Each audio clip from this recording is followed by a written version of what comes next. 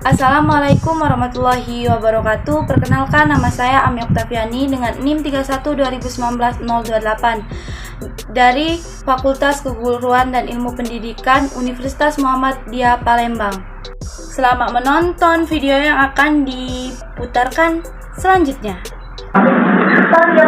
Assalamualaikum warahmatullahi wabarakatuh. Waalaikumsalam warahmatullahi wabarakatuh. Apa kabar anak-anak semua? Sehat, Bu. Baik, Bu. Sebelum Ibu mulai, Ibu absen terlebih dahulu ya. Baik, Bu. Semua hadir kan? Hadir, Bu.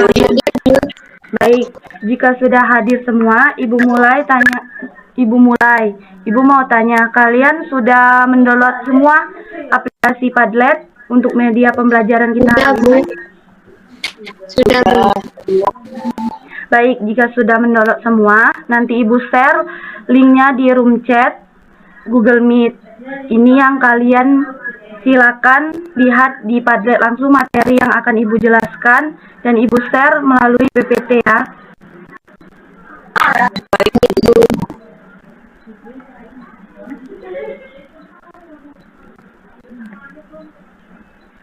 Baik, silakan semuanya buka aplikasinya.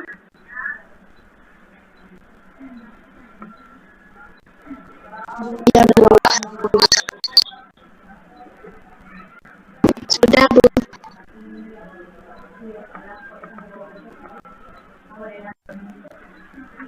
Baik.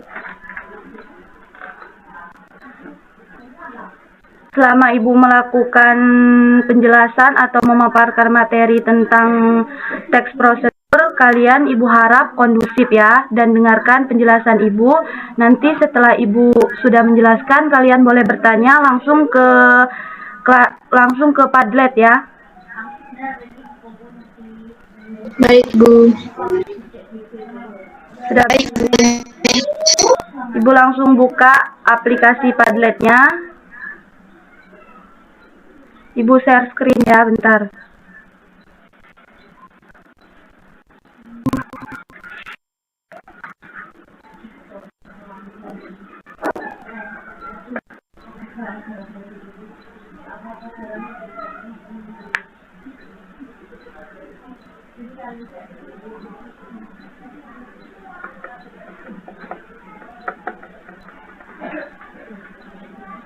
Nah, ini sudah muncul. Materi kita hari ini tentang teks prosedur. Ada yang tahu belum apa itu teks prosedur? Kalau belum ada yang tahu, Ibu akan jelaskan ya terlebih dahulu tentang teks prosedur. Ini pengertian prosedur. Pengertian teks prosedur atau paragraf prosedur merupakan jenis teks yang menyampaikan suatu cara, langkah-langkah, dan tujuannya adalah untuk membuat sesuatu sesuai dengan urutan yang sudah ditentukan sehingga bisa di dalam jenis teks ini terdapat langkah-langkah atau tahapan yang dijelaskan secara berurutan dengan bahasa yang jelas dan singkat, supaya pembaca lebih memudahkan untuk memahami maksud dari teks tersebut dan mengakses kuisnya. Selanjutnya, ciri-ciri teks prosedur secara umum terbagi menjadi 6. Yang pertama, berisi langkah-langkah kegiatan. Yang kedua, kebanyakan dituangkan dalam bentuk poin. Yang ketiga, memakai kalimat saran dan juga larangan. Yang keempat, disusun secara sistematis namun detail. Yang kelima, menyajikan informasi yang bersifat objektif. Yang keenam, berbasis urutan atau angka.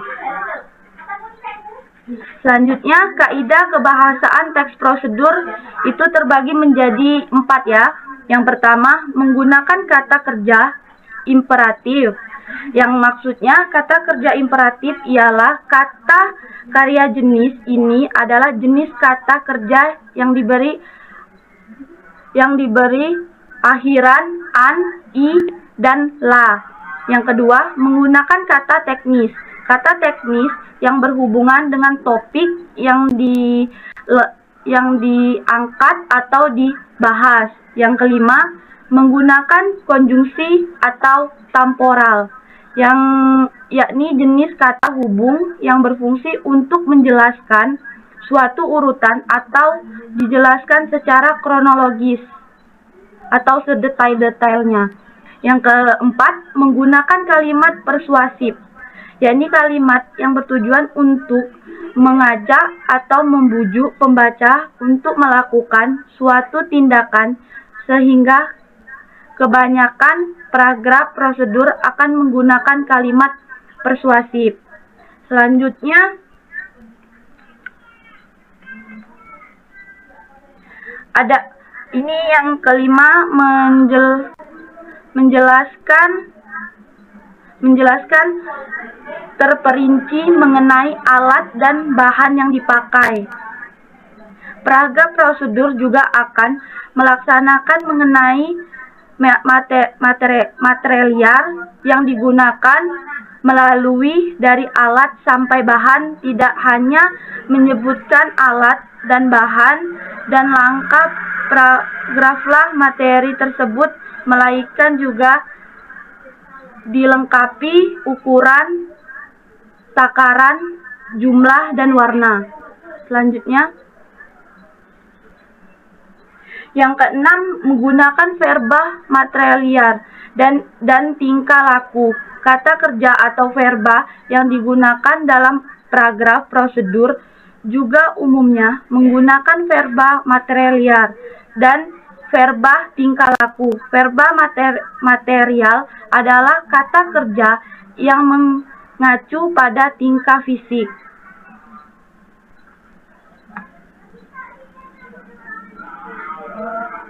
Yang selanjutnya, jenis-jenis teks prosedur.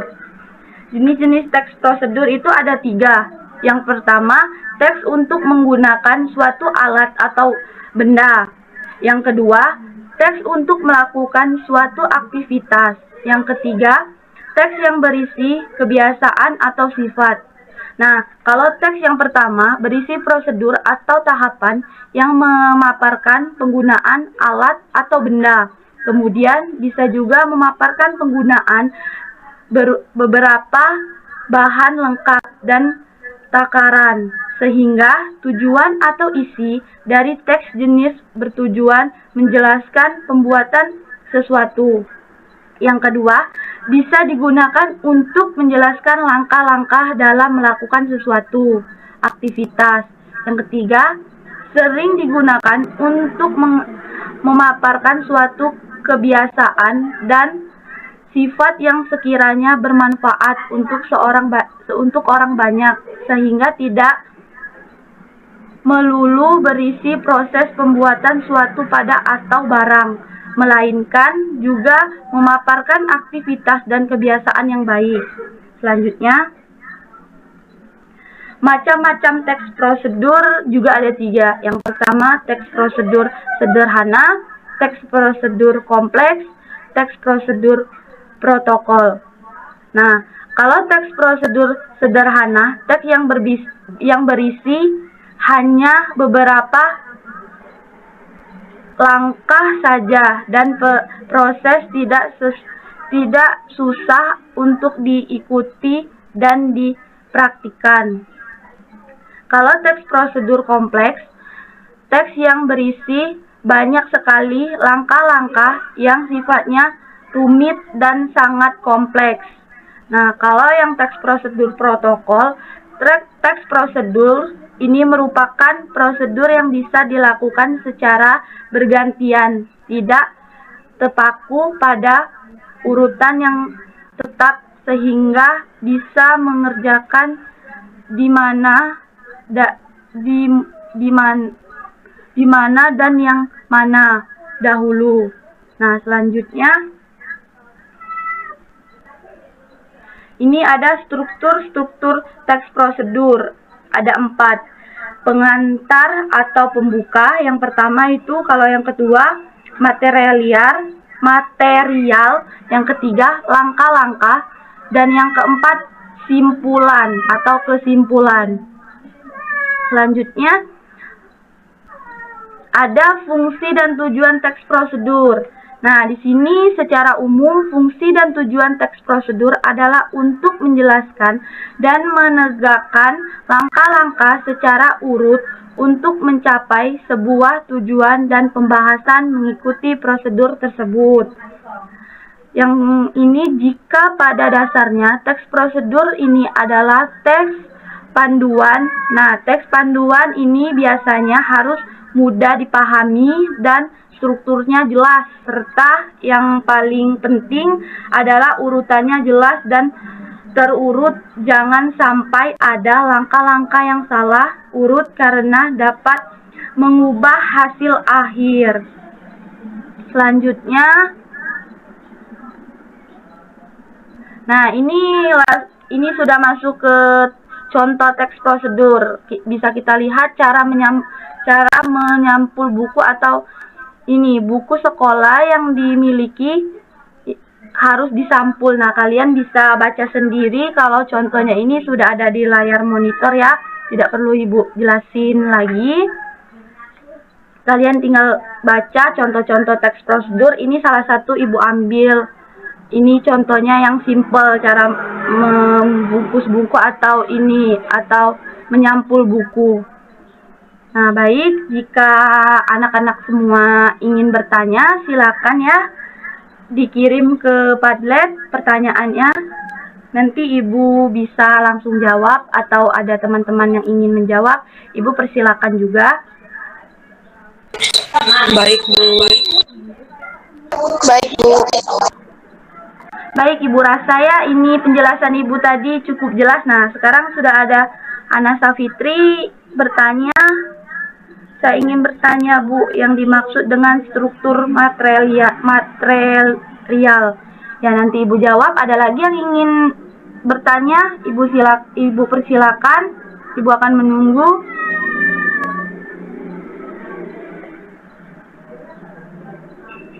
Kalau masih ada yang ingin bertanya, silakan ya.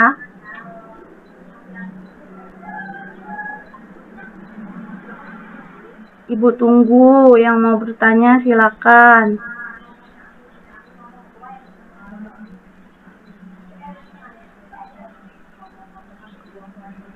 Baik, kayaknya masih berpikir atau mencari pertanyaan.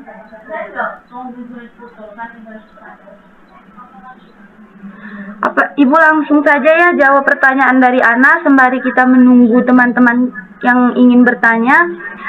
Maksud dari struktur material itu maksudnya struktur material adalah penulis menyebutkan dan menjelaskan material yang digunakan. Misalnya, ini salah satu contohnya ya. Misalnya, dalam pembuatan suatu menu masakan harus menggunakan garam, menggunakan gula, penyedap rasa. Itu termasuk kan ini material atau maka penulis akan menyebutkan bahan yang digunakan lengkap dengan takaran. Takaran yang digunakan jika membuat suatu kerajinan tangan, maka akan dipaparkan bahan dan ukuran. Nah, mungkin itu saja. Nah, Ana, gimana? Sudah jelas atau belum penjelasan dari Ibu? Sudah, Bu.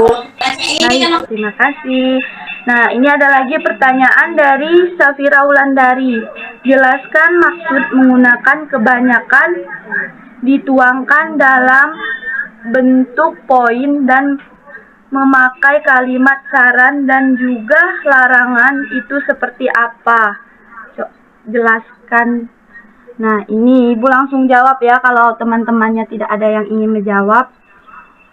Umumnya teks prosedur ini dituangkan dalam bentuk poin-poin atau dibuat penomoran sehingga lebih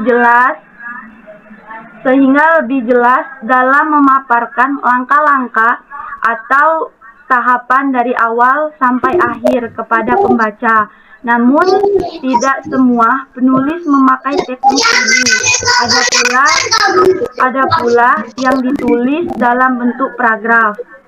Nah, itu kalau di dalam poin-poinnya ya, seperti yang Ibu jelaskan tadi. Selanjutnya, isi dalam paragraf prosedur biasanya berupa kalimat saran dan juga kalimat larangan. Kalimat saran diberikan penulis untuk membantu membaca melalui tahapan atau langkah-langkah pembuatan suatu dengan benar, sehingga hasilnya juga benar sekalipun sesuai dengan harapan. Nah, seperti itu aja penjelasannya, atau yang ingin bertanya lagi, Ibu persilakan. Gimana, bagaimana, Syafira? Baik Bu, saya sudah mengerti atas jawaban yang Ibu jelaskan tadi. Terima kasih Bu. Baik, terima kasih. Nah, kalau teman-temannya ada yang ingin menambahkan atau menambahkan jawabannya, Ibu persilakan. Ibu masih ada waktu sedikit. Nah, Ibu mau tanya sekarang. Ini kan kita menggunakan aplikasi Padlet. Kalian sudah tahu belum apa aplikasi Padlet itu? Apa baru kali ini menggunakan aplikasi Padlet? Baru kali ini. Nah, ini makanya kita setiap pertemuan nanti kita menggunakan aplikasi Padlet, dan untuk pertemuan berikutnya Ibu ingin kalian belajar untuk menggunakan aplikasi Padlet dan bagaimana caranya menggunakan aplikasi Padlet, dan terus kalian harus membuat minggu depan juga Ibu akan membuat kuis menggunakan aplikasi Padlet. Kalian bisa nanti kalau ingin saling diskusi bisa juga menggunakan aplikasi Padlet. Nanti Ibu bisa share aplikasinya seperti apa di WA atau di WhatsApp. Nanti Ibu share setelah pelajaran Ibu ini. Ibu, kalau tidak ada lagi yang ingin bertanya, Ibu mau tutup soalnya sudah menunjukkan 11.00. Bagaimana? Tidak ada lagi Bu. Baik, kalau tidak ada lagi, berarti minggu depan siap ya, ada tugasnya kuis tentang teks prosedur. Siap Bu. Hari ini masuk semua, Ibu masuk semua. Kalian sudah memperhatikan Ibu menjelaskan. Ibu akhiri. Wassalamualaikum warahmatullahi wabarakatuh.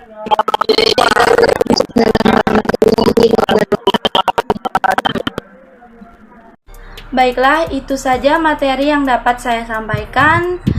Terima kasih. Wabillahi taufiq wal hidayah. Wassalamualaikum warahmatullahi wabarakatuh. Dadah.